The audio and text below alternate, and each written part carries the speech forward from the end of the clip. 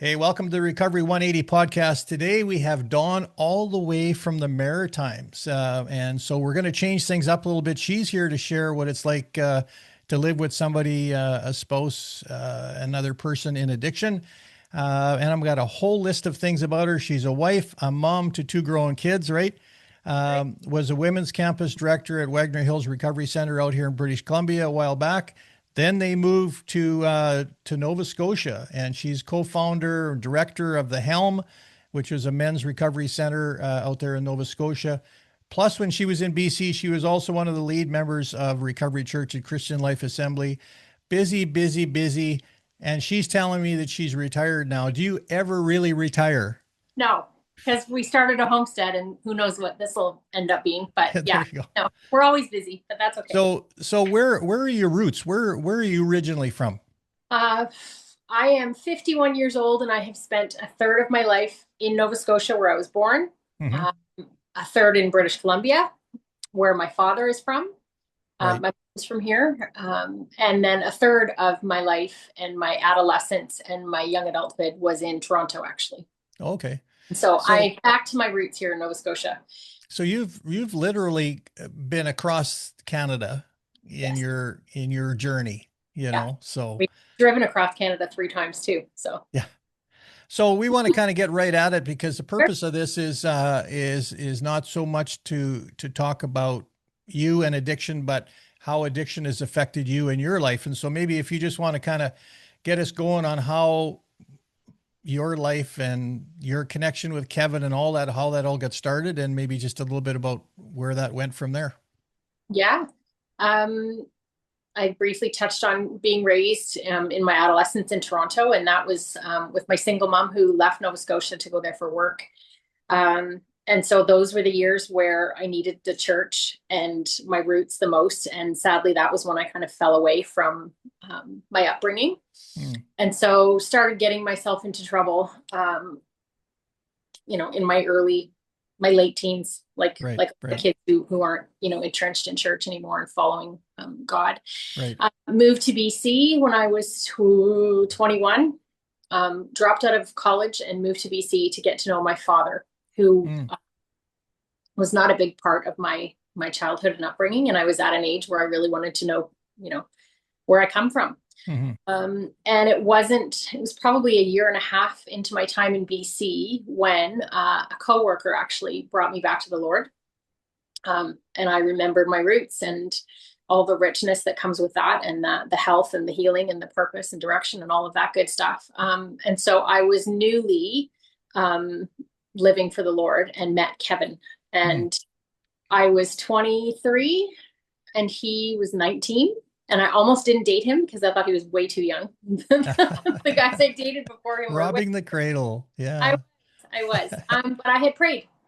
I prayed with my mentor and just prayed that the next guy that I spent any amount of time with would be the man that I would marry. And that was when I met Kevin. And honestly, yeah, he was 19, and we were engaged within 4 weeks and married 5 months later. Oh wow. Um, So you met in British Columbia. we did. Okay. We met and married in British Columbia. And he started using meth, which was really new. I mean, I'm Mhm. dating myself here, but like we're going back 27 years. And he started Right. using meth the week of our wedding to stay awake. Mm, Um, and nobody really knew what it was, knew what it looked like back then. He was just kind of haywire, and everybody chalked it up to a then 20-year-old being, nervous about wedding jitters and all that good stuff. And it really, yeah, it started on our wedding night, oh truthfully. wow. It was a So horrible night. prior to your wedding, did you see anything or did He, you know anything much about drugs even to know what to watch for? uh, I hadn't really dabbled. I mean, alcohol and, Hmm. were about as far as it got with me. It was more a boy thing that, Yeah. I Yeah. used to fill the void. But he kind of lived a life of privilege. He grew up with money, had a traditional Christian upbringing, and sort of, again, late in his teens, fell away from his roots and started exploring different drugs and throwing raging house parties and all that kind of stuff. And Mm-hmm. he really just tried the wrong thing and Hmm. liked how it made him feel. And it he got sucked into the vortex of addiction for, Mm. 4 years of heavy, heavy meth addiction and all that went along with that. So That was, very, that was our very, first 4 years of marriage. oh, wow. So very quick dating, very quick marriage. Yeah. You said the wedding day was crazy. Crazy in what way? Yeah. Well, I didn't realize he was high when he took his vows. I think his brother would have been the only person that knew.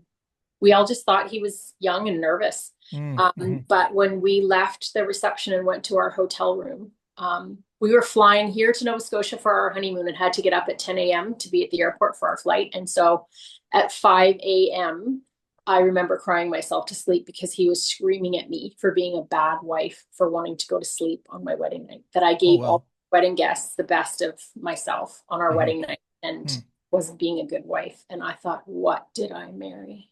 Yeah. Yeah. Lord, what did you let me marry? I prayed for this guy. Like, we all Yeah. prayed for this. Everybody thought this was a great idea. What have I done? Right. Right. And unbeknownst to me, back then you could fly with drugs and nobody knew it because they didn't do bag checks like they do now. And he actually brought meth on our honeymoon.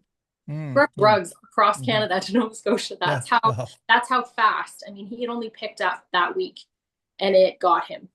Like, So it, how quickly did you learn what was going on? Did he tell you, or no, how did you it was find out? about 6 weeks later. We were back in BC, maybe 2 months later. So yeah, 2 months into our marriage, something like that, in the summer. And we went on a camping trip to Kelowna with a bunch of friends. And he was running around the campground in the middle of the night. And I had gone to sleep. And my friends kind of cornered him and just said, Kevin, are you high? Like, what is Mhm. wrong with you? Are you high? And he looked right at them and went, yep. Oh, And they had a kind of intervention with me at work a couple days later, and they brought me in the back room and said, honey, your husband's a drug addict. And I went, mm, yeah, right. Kevin, mm, you all know Kevin. You love Kevin. And they said, yeah, we love Kevin, but he has gotten himself hooked on the wrong thing and he needs help. mm, And mm. I just couldn't believe it. I went home and confronted him and he was really honest about it. Um, and he just said he would stop, but we all know that's easier said than done. And so, yeah, Mhm. it got worse So, after that. so what did that feel like for you when you found out that he was actually a drug addict, or he was using on a regular basis? um, Ashamed. I felt stupid. I mean, how, like, we all, and it was hard because I honestly had prayed for this guy and really Mhm. felt like he was an answer to prayer. Yeah. So it was super confusing that that the Lord would let me walk down the aisle and make a covenant with someone that was that messed up. It was very confusing to me at the time. Mhm. And it was not long before I said, I'm taking the reins. Like, I'm going to run this show because you're a hot mess. And that didn't work either. And yeah, it got pretty awful, to be Mm, honest. mm. So early on then in the marriage, you're dealing with this. Were you thinking that maybe, well, I'm assuming that as a Christian, you thought, well, I can't leave. We But had So were you I'm a thinking about child of that? divorce. We kind of swore before we even took our vows that it wasn't going to be a word that ever entered our vocabulary. Like, it Mm-hmm. wasn't on the table. That being said, separation is. Yeah, yeah, Right? yeah, It's like, yeah. you can respect the vow that you make within the biblical guidelines of what it is to be married. And truthfully, he was adulterous and I had a pass. If I wanted to get out, I could have. Mm-hmm. Mm-hmm. In his addiction, he cheated. But yeah, I knew in my spirit that he was an answer to prayer. And I knew that if I wrote it out, the Lord would correct it and make sense of it. And so, I clung to that, even to the point of hating Kevin and leaving him. At one point, I came here to Nova Scotia with our daughter Mm-hmm. when he was really bad in his addiction to get away from the crazy. But yeah, I'm really glad that I think it's a journey for everybody. Like, I'm Yeah. not here to say that everybody that, is a Christian that's with a drug addict should stay with them. Mm-hmm. I think that everybody, regardless of who you're married to, should seek the Lord for his wisdom on, how you walk it out. And I knew I was supposed to stay with Kevin. Mm. And it all worked out really well. So So tell us about some of the bumps along the way. You said that you mentioned that you guys were apart for a while. Like, how yeah. did the next few years go? So Kevin, once we kind of cornered him and said, you need to get help, He did try. I mean, I swear he's tried just about every recovery place in British Columbia, in his early 20s. And, a couple days in, I'm great. I got this. Right. Hmm. He Hmm. even went to Wagner once and he lasted an hour and like, Right. so Yeah. yeah, he tried all of them and failed miserably. And, with every failure, it just compounded the shame and he just started using more. But in one of his clean stretches, we got pregnant with our daughter, Taya. And that's when it started to get, super messy. The mama bear in you comes out, suddenly it's not just about staying with your addicted spouse, and listening to the Lord, priorities shift and taking care of your baby, and having a safe place to be and all that mattered more. So Kevin wasn't there when she was born. She was born in Abbotsford, and Hmm. he was in the parking lot of the 7-Eleven getting high Hmm. while I was in labor. Like Hmm. that was kind of his addiction marked that whole era of our marriage.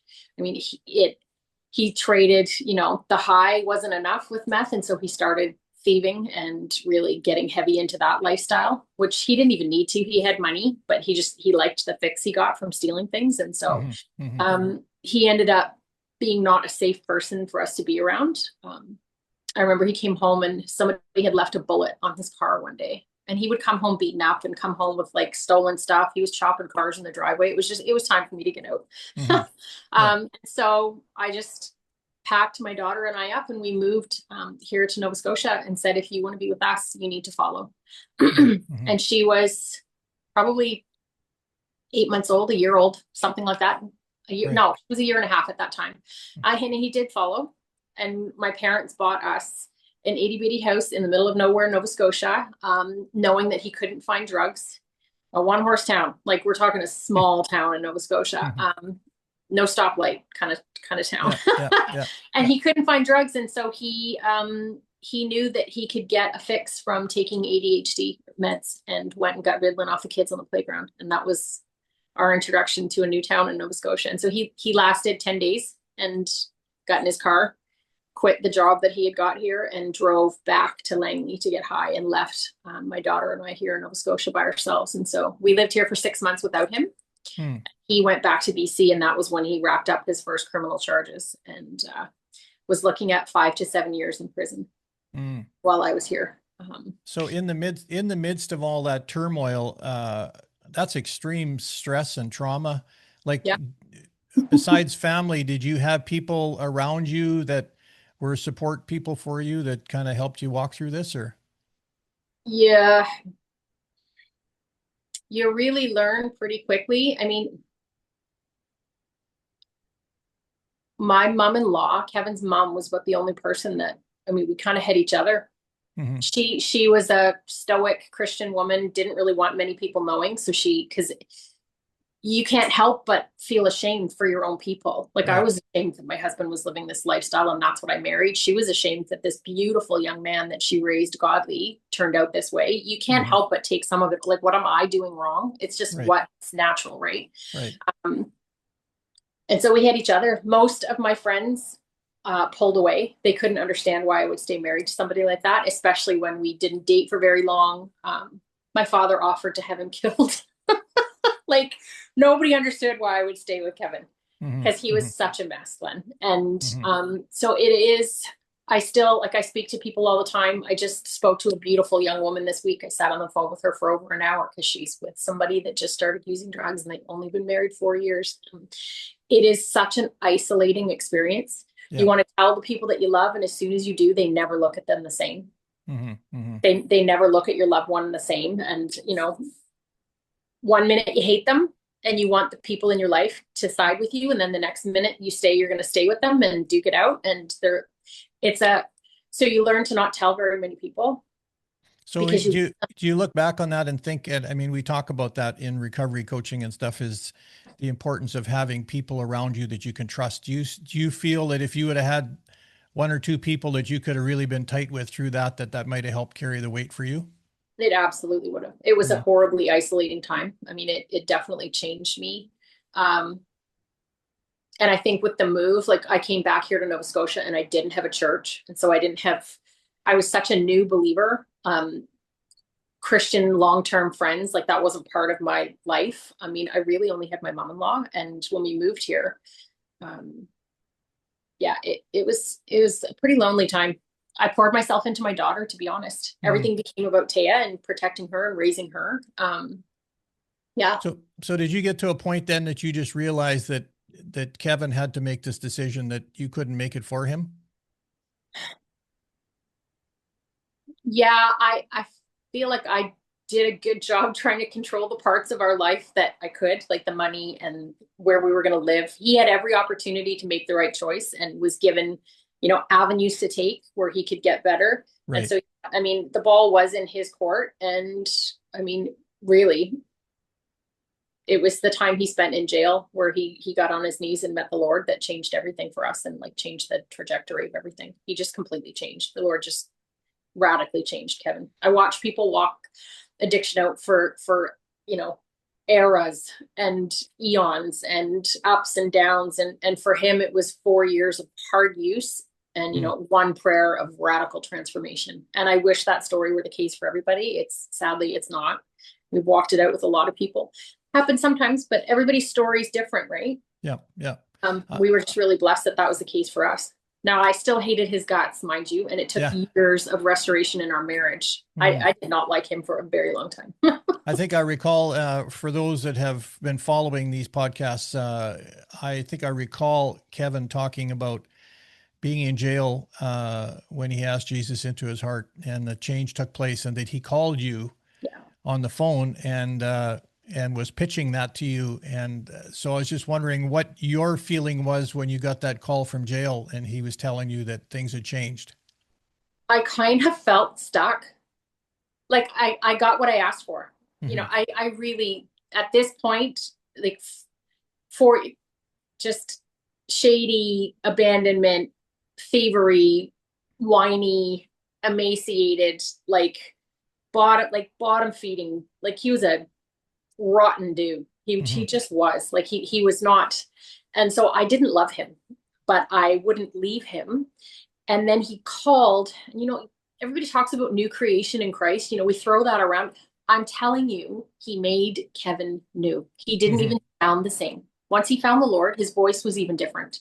He So had a you could tell on the phone that something was different for Yeah, sure. I knew, and I knew in that instant that it was going to be different. And then I knew I had to forgive him and figure out how to love him again. I thought, whoa, now we're in for it.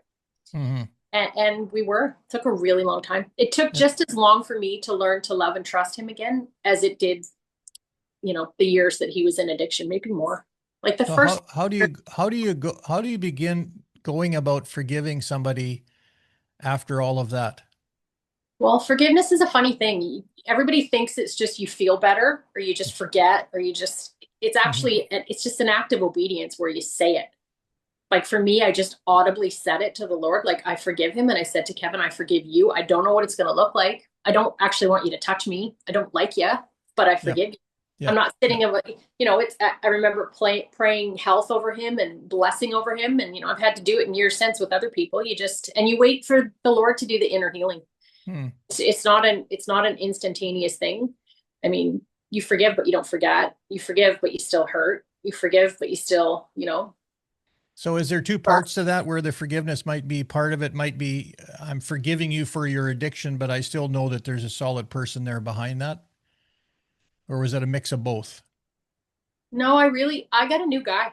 I had to Yeah. learn to like him all over. It was as though I got a whole new husband and Hmm. same name, And so but how do you go through every day then after that? Like you sort of look over your shoulder and think in your mind, is this going to stick or is this for real? Is this like, is it in your mind that, is he going to relapse or what, yeah, where are we at here? for sure. I mean, so I had the benefit of him being in a recovery program. We worked hard behind the scenes when he was in jail to get him sentenced Hmm. to recovery rather than do jail time because Right. we knew at the core this was a guy that went off the rails, that jail was not going to help him. And I stand by that for Hmm. everybody. It's Yeah. very rare that I say that guy needs to get, like, people from the addictions community, they need Jesus and they need solid recovery and time and healing, not incarceration for the most part. And so we just knew that that was what was best for Kevin. And there were very few places back then that you could go long term, but we found one here in Nova Scotia. It's long gone now, and that's why the Helm. But it was in the middle of nowhere here. And we pleaded with the judge and had everyone who ever met Kevin write letters for him to get into rehab. And so he did a year. They actually released him after 8 months, but it was mandatory. The judge in BC said, get out of my province, go serve your time in rehab in Nova Scotia. And he came home on the weekends. After a couple months, they let him have his car and he would come home and see us on the weekends. And so we tippy-toed our way back into marriage. And Taya really got to know her dad. She doesn't remember a life of an unhealthy dad. We sat her down when she was about 10, when we were serving at Recovery Church, because she was like, what's with all the addiction stuff? Like, what's going on? Smart kid. And we told her our story, and she was completely gobsmacked. She's only ever seen her dad on a pedestal. Like, she just had no clue. So, but yeah, we just kind of learned each other all over again, and trust is built.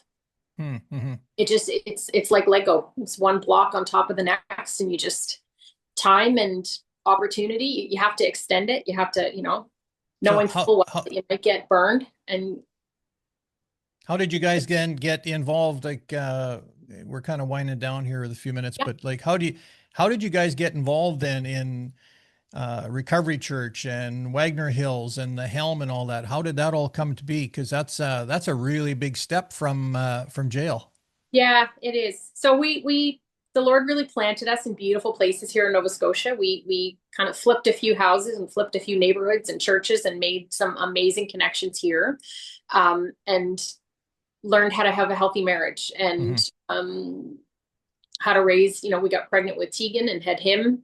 And then when, the kids were preschool and grade 2-ish, Kevin just really decided that it was time to move back to BC. I mean, he had been clean for, quite a number of years at that point, and just felt like it was time to go back. And so we did, and we were going to church shop. And the first church we went to was CLA, and we're like, we're not shopping. We're supposed to be here. And then we, got serving there. And then Pastor Brent said, you should check out Recovery Church, Kevin. And he went, and the rest is history, honestly. Like, the Lord just catapulted us. We walked into Recovery Church and just were like, these are our people. Once you see Jesus transform a life, who doesn't want to be around that? Who doesn't want to be in an atmosphere where people are authentically desperate for change and hope? And so we did everything recovery. All the events. I was in childcare. Kevin was riding on the bus with Dean, picking people up, and it snowballed into this beautiful life of ministry where we ended up on staff. And then he was on the board at Wagner, and I was, Jason was like, come see if you're supposed to, and that rolled into directing, and it's never really stopped, Glenn. And we just knew after all the training and the richness of the recovery, learning that we did in BC, that we were supposed to bring it back here, because the place that Kevin went to was long gone. There was no year-long recovery for men in Nova Scotia when we moved here to do the Helm. And we knew that it was time. And that was 7.5 years ago. And now year-long recovery is popping up all over Nova Scotia, because they see through the Helm the value in proper discipleship and long-term care for these guys, that you can't put a stopwatch on God's healing. It takes as long as it takes. And so all these quickie fixy places, I mean, in our opinion, and years of doing this, we knew we were here and do this anyway. And so it's been a real privilege and blessing for sure. Well, it's really interesting. I mean, because you stood faithful on what God laid on your heart before you married this guy. And when you look at where you've all gone and what you've come through and where you're at today, like, what does that feel like? I mean, that's a tremendous story. I get to say this a lot, and I love it, and it's my story. But I mean, if you stick with the Lord long enough, he will make sense of every mess you ever walk through. And the bigger the mess, the beautiful, the more, grandiose the restoration and redemption story. So, I mean, he doesn't waste a drop. Bible says he collects every tear, and I remember them, and I just fully believe it. He hasn't wasted an ounce of our story or the years serving. You at our age, you look back and go, whoa, we just thought we were, helping with the need at Recovery Church, and you see how it's just obedience. We're yes people. I mean, we're in a space again where we're like this, and we're like, okay, Lord, what's next for us? It's just a beautiful thing. So I'm very grateful for all of the hardship in my life, the best times in my life, the most purpose-filled times in my life are all birthed out of the hardest parts of my life. So, well, I'm going to give you the last few minutes to close this out, but I want you to speak to those spouses that are out there that are presently in a life or a lifestyle of having a spouse that's in addiction. And what would you say to them? The first would be, I mean, I wasn't even in a great church back in those days, but I had my faith.